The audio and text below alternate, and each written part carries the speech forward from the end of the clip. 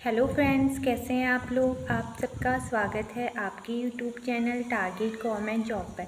तो हम लोगों ने जो है कल पॉलिटिकल साइंस की क्लास पढ़ी थी फ्रेंड्स, और पॉलिटिकल साइंस की क्लास में हमने जो पढ़े थे मूल कर्तव्य पढ़े थे और उन्हें हमने अच्छी तरीके से पढ़ा और उसके बारे में जाना। तो पेपर की दृष्टि से क्या क्या इम्पोर्टेंट हो सकता है उसके बारे में अच्छी तरीके से पढ़ा था। तो आज हमारा जो हम पढ़ेंगे नीति निर्देशक तत्व पढ़ेंगे, और नीति निर्देशक तत्व में 12 से जो आपके 36 से 51 जितनी भी आर्टिकल्स होते हैं उन सारे आर्टिकल्स के बारे में पढ़ेंगे और अच्छी तरीके से उन्हें जानेंगे और समझेंगे और अच्छी तरीके से याद करेंगे फ्रेंड्स। और आपकी जो आज की न्यू अपडेट है, आपने न्यूज़पेपर पढ़ा होगा मॉर्निंग में, तो आपकी जो है फ्रेंड्स पुलिस का जो पेपर है सबसे पहले होने वाला है, वो आई थिंक आपका जो हो जाएगा दिसंबर तक का उन्होंने न्यूज़पेपर में बताया है। तो आपका जल्द ही एक हफ्ते के अंदर, अभी 3-4 दिन के बाद जो कैलेंडर जारी होगा आपको डेट पता चल जाएगी। आपका जो सबसे पहले है वो पेपर आपका पुलिस का पेपर है, उसके बाद पटवारी का पेपर है।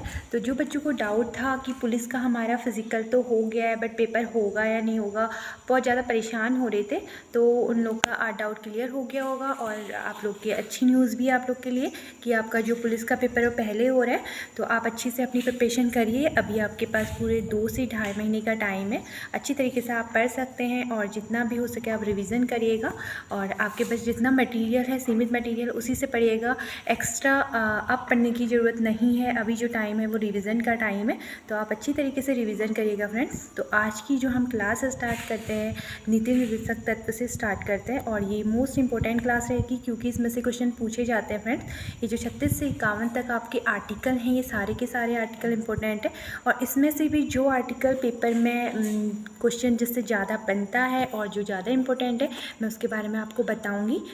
तो आप उस आर्टिकल को फ्रेंड्स अच्छी तरीके से याद कर लीजिएगा, और हम वीडियो को स्टार्ट करते हैं फ्रेंड आज की। तो जो है फ्रेंड्स, ये आपको पता है भाग 4 में आता है आर्टिकल जो होता है 36 से 51 में आपके नीति निर्देशक तत्व आते हैं।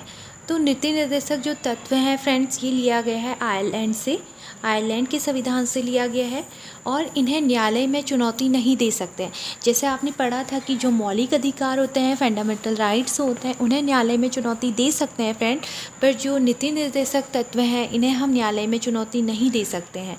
तो इसी क्या बोला जाता है कि जो राज्य के नीति निर्देशक तत्व हैं ये हमारे भारतीय संविधान में क्यों जोड़े गए थे फ्रेंड्स। तो इसका जो मेन जो रीज़न है, ये गांधीवादी आदर्शों के अनुरूप जो होता है लोकतंत्र की स्थापना करना था।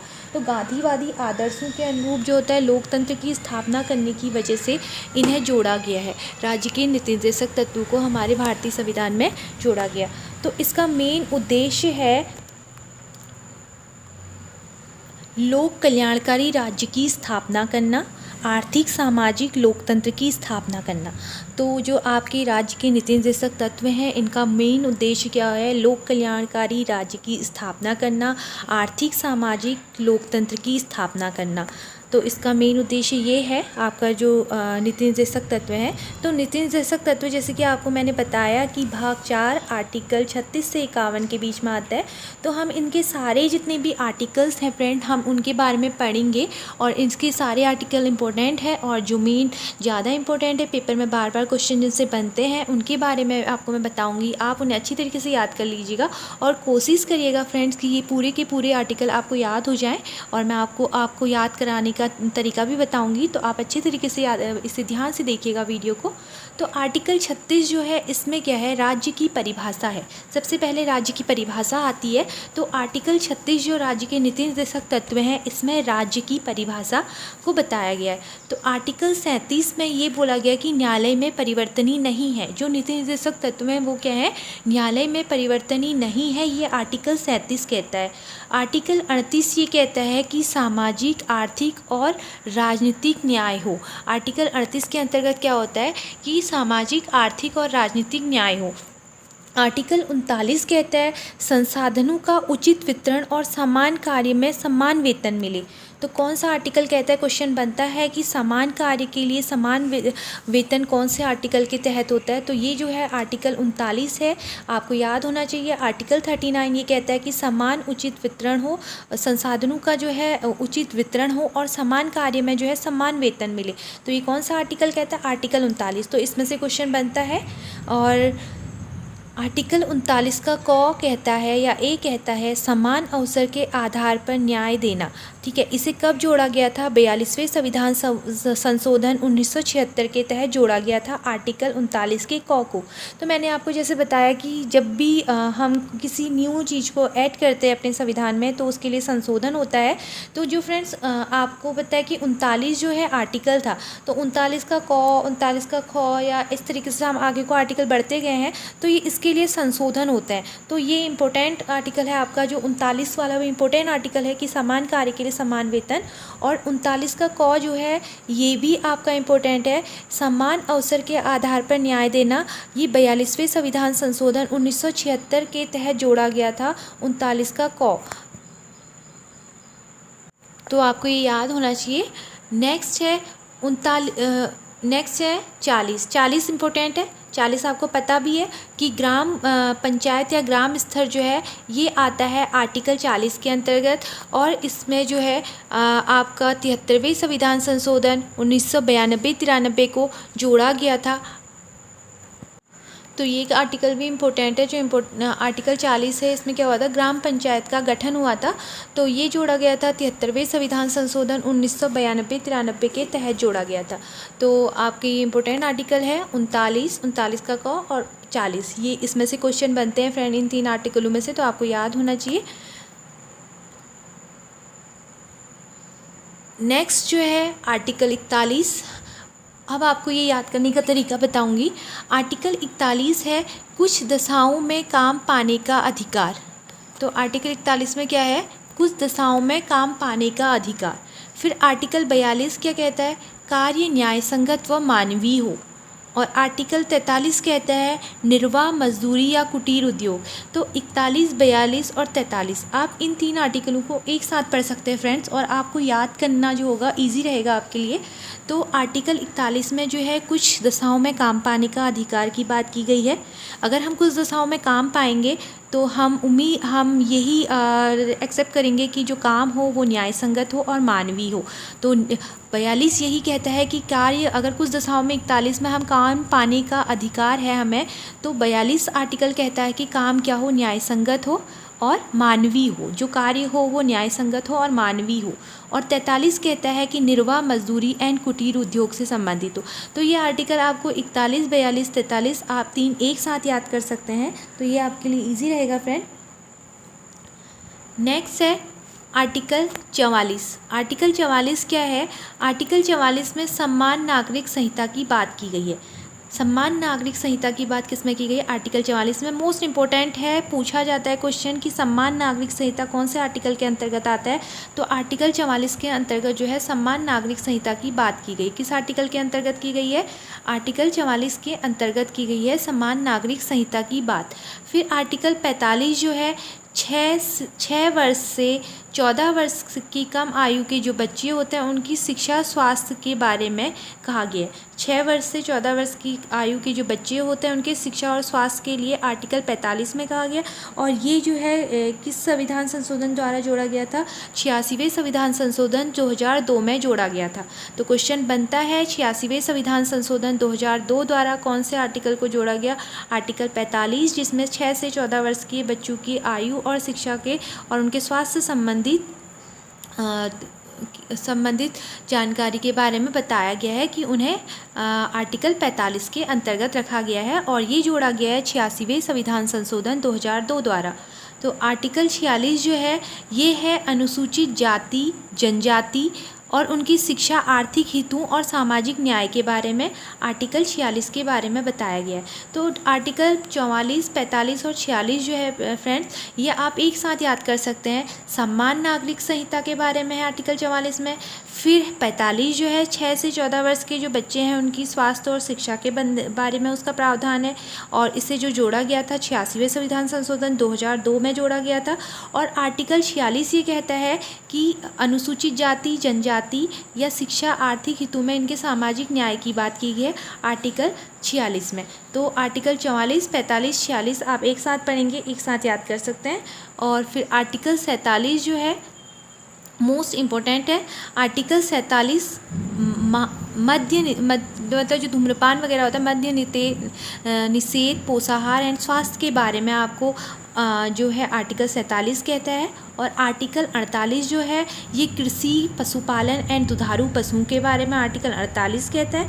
और आर्टिकल 48 का क जो है ये पर्यावरण संरक्षण के बारे में बताता है और इसे जोड़ा गया था 42वें संविधान संशोधन 1976 में। जो आर्टिकल 48 का क है इसे कौन से संविधान संशोधन द्वारा जोड़ा गया था? 42वें संविधान संशोधन 1976 में जोड़ा गया था। तो 47, 48 और 48 का क आप एक साथ याद कर सकते हैं। देख, अगर हम किसी के स्वास्थ्य या पोषाहार के बारे में बोलेंगे, उसे जो है धूम्रपान या ये सारी सेवन करने से मना करेंगे 47 में, तो फिर वो ये सब चीज़ें नहीं करेगा, तो वो अच्छा खाना खाने के लिए क्या करेगा? कृषि और पशुपालन या दुधारू पशु को पालेगा आर्टिकल 48 के तहत। फिर आर्टिकल 48 का क ही अगर वो कृषि कर रहा है और पशुपालन वगैरह कर रहा है, कृषि कर रहा है तो उसे पेड़ लगाने होंगे। तो इस वजह से क्या होगा? उसका क्या हो जाएगा? कृषि के साथ साथ पर्यावरण का संरक्षण भी हो जाएगा, तो पर्यावरण के लिए भी वो क्या हो जाएगा? अच्छा हो जाएगा। तो 47, 48 और 48 का को हम इस तरीके से याद कर सकते हैं। 47 में जो है धूम्रपान पोषाहार एवं स्वास्थ्य से संबंधित है, जबकि 48 में जो है कृषि और पशुपालन दुधारू पशु पालने का है। और 48 के क में क्या है? पर्यावरण संरक्षण है और इसे 42वें संविधान संशोधन 1976 में जोड़ा गया। और ये मोस्ट इम्पोर्टेंट है आपका 48 का क पूछा जाता है कि पर्यावरण संरक्षण जो 42वें संविधान संशोधन 1976 है इसमें कौन सा आर्टिकल रखा गया है? 48 के क को रखा गया है। तो नेक्स्ट आर्टिकल है 49 भी आपका इम्पोर्टेंट आर्टिकल है फ्रेंड्स। 49 जो आर्टिकल है इसमें राष्ट्रीय महत्वपूर्ण स्मारकों व स्थानों का संरक्षण है। मीन्स आपके जितने भी राष्ट्रीय स्मारक होते हैं, जैसे लाल किला है, आगरा है, ये आपके जो राष्ट्रीय स्मारक हैं, तो इन स्मारकों व स्थानों का संरक्षण करना और इनकी सुरक्षा करना, ये कौन से आर्टिकल में है? आर्टिकल 49 में कहा गया है। जबकि आर्टिकल 50 जो है कार्यपालिका और न्यायपालिका को पृथक्करण की बात की गई है। ये भी इम्पोर्टेंट आर्टिकल है कि किस आर्टिकल में कार्यपालिका और न्यायपालिका के पृथक्करण की बात की गई है। तो आर्टिकल 50 जो है इसमें कार्यपालिका और न्यायपालिका के पृथक्करण की बात की गई है। फिर आता है आर्टिकल 51, मोस्ट इंपॉर्टेंट आर्टिकल है, लास्ट आर्टिकल। ये आपके फ्रेंड्स सारे इंपॉर्टेंट आर्टिकल हैं 49, 50 और 51, तो आपको याद होने चाहिए। तो ये ज़्यादा टफ भी नहीं है। अगर स्मारक या जो राष्ट्रीय महत्वपूर्ण धरोहर है, स्मारक है, उनके संरक्षण की बात 49 में की गई है, कार्यपालिका और न्यायपालिका के पृथक्करण की बात 50 में की गई है और अंतर्राष्ट्रीय शांति सुरक्षा की बात 51 में की गई है। सब कुछ हो जाने के बाद क्या होता है? अंतर्राष्ट्रीय शांति और सुरक्षा की बात करते हैं, तो वह आर्टिकल 51 में है। तो ये आप अच्छी तरीके से याद कर सकते हैं फ्रेंड। इसमें जो थोड़ा मोस्ट इम्पोर्टेंट टॉपिक है इन्हें देख लीजिए। केशवानंद 1973, जो केशवानंद भारती उन्होंने 1973 में मौलिक अधिकारों को श्रेष्ठ बताया था। ठीक है, केशवानंद ने क्या किया था 1973 में, तो 1973 में मौलिक अधिकारों को श्रेष्ठ बताया था। और 42वें संविधान संशोधन 1976 में नीति निर्देशक तत्व श्रेष्ठ हैं। ठीक है, 42वें संविधान संशोधन 1976 के तहत क्या है? जो नीति निर्देशक तत्व हैं वो श्रेष्ठ बताए गए हैं। मिनर्वा मिलनवाद 1980 दोनों को संतुलन किया था। ठीक है, जो मिनर्वा मिलनवाद है उन्होंने क्या किया था 1980 में? दोनों को संतुलन किया था, मीन्स दोनों को समानता दी थी। तो ये आपके जो आर्टिकल्स हैं फ्रेंड्स, ये मोस्ट इम्पोर्टेंट आर्टिकल्स हैं। आपको पता होना चाहिए कि 42वें संविधान संशोधन 1976 के तहत जो है नीति निर्देशक तत्व हैं उन्हें सर्वोच्चता दी गई है। और आपको पता होना चाहिए कि आर्टिकल जो है 40 जो है जिसमें ग्राम पंचायत का गठन हुआ था, वो कौन से संविधान संशोधन के द्वारा जोड़ा गया था? तो 73वें संविधान संशोधन 1992 और 93 में जोड़ा गया था। ये आपको फ्रेंड्स याद रखना है, क्योंकि ये जो है इम्पोर्टेंट जो संशोधन है इनसे क्वेश्चन बनते हैं। जैसे ग्राम पंचायत का गठन कौन से आर्टिकल के तहत हुआ? 40 के तहत हुआ। किस संशोधन द्वारा हुआ? 73वें संविधान संशोधन 1992-93 के तहत हुआ। और क्वेश्चन बन सकता है कि समान अवसर के आधार पर जो न्याय देना होता है वो कौन से आर्टिकल के अंतर्गत होता है? समान वेतन कार्य का, तो ये होता है 39 का क। और 39 क्वेश्चन बन सकता है कि आर्टिकल 39 के क को कौन से संशोधन द्वारा जोड़ा गया? तो ये जोड़ा गया था फ्रेंड्स 42वें संविधान संशोधन 1976 में जोड़ा गया था। तो आपको ये अच्छी तरीके से याद होना चाहिए क्योंकि इनसे पेपर में क्वेश्चन बनते हैं। और ऐसे ही जो 6 से 14 वर्ष के जो बच्चे होते हैं उनके शिक्षा स्वास्थ्य के बारे में जो कहा गया है उनके, तो वो कौन से आर्टिकल में कहा गया है? तो उनके समाधान के बारे में कहा गया है, ये कहा गया आर्टिकल 45 में। और ये कौन से संशोधन के द्वारा जोड़ा गया था, ये भी क्वेश्चन बनता है। तो ये आपको पता होना चाहिए फ्रेंड्स कौन से संशोधन के द्वारा जोड़ा जाता है। तो ये जोड़ा जाता है कौन से संविधान संशोधन के द्वारा? 86वें संविधान संशोधन 2002 के द्वारा। तो आपको ये सारे आर्टिकल फ्रेंड्स याद होने चाहिए क्योंकि इनसे क्या होता है, क्वेश्चन बनते हैं। तो आपका जो है राज्य के नीति निर्देशक तत्व हैं, इनके हमने सारे आर्टिकल पढ़ लिए हैं और जो पेपर की दृष्टि से मोस्ट इम्पोर्टेंट है मैंने आपको बताया भी। तो आपको पहले फ्रेंड कोशिश करनी है कि आपको सारे आर्टिकल याद करने हैं, ज़्यादा टफ नहीं है, आप अच्छी तरीके से पढ़ेंगे। अगर आप वीडियो को 1 से 2 बार देखेंगे तो आपको याद हो जाएगा। और जो नीति निर्देशक तत्व हैं इन्हें गांधीवादी, समाजवादी, उदारवादी के नाम से जाना जाता है क्योंकि जो नीति निर्देशक तत्व है इसे संविधान में शामिल करने का जो उद्देश्य था वो मैंने आपको बताया। गांधीवादी आदर्शों के अनुरूप लोकतंत्र की स्थापना करना था। तो ये आपका जो है आपके नीति निर्देशक तत्व कंप्लीट हो गए। इसके बाद हम जब नेक्स्ट पॉलिटिकल साइंस की क्लास पढ़ेंगे तो हम इसके सारे एमसीक्यूज़ और प्लस जो हमने कल मूल कर्तव्य पढ़े थे उसके भी एमसीक्यूज़ साथ में करेंगे। और कल आपकी फ्रेंड्स जो क्लास आएगी, आपकी क्लास आएगी कल परीक्षावाणी डिस्ट्रिक्ट सीरीज़। और जल्दी ही हम परीक्षावाणी डिस्ट्रिक्ट सीरीज़ में भी कल और परसों 2 डिस्ट्रिक्ट कंप्लीट हो जाएंगे, आपके डिस्ट्रिक्ट सीरीज़ भी कंप्लीट हो जाएंगी। और परीक्षावाणी में फ्रेंड्स मैं जो डिस्ट्रिक्ट सीरीज़ करा रही हूँ वो मोस्ट इम्पोर्टेंट है क्योंकि आपके जो उत्तराखंड है, आपको पता है कि उत्तराखंड के एग्ज़ाम में जो वो रहता है, स्कोर रहता है वो उत्तराखंड के ज़्यादा नंबर का रहता है, पूरे 40 नंबर का। और परीक्षावाणी जो है आपकी बेसिक बुक है और परीक्षावाणी से क्वेश्चन बनते हैं।